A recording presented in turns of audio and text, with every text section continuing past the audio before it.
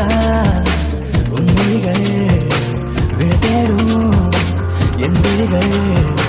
இமைக்கார நுண்மொழிகள் கெடுக்கார தென்குழிகள் அடிவாயார உன் காதல் நீ சொல்லி வாராத நடிப்பெல்லாம் வேண்டாமடி மின்னஞ்சல் குறுஞ்செய்தி அனுப்பாரடி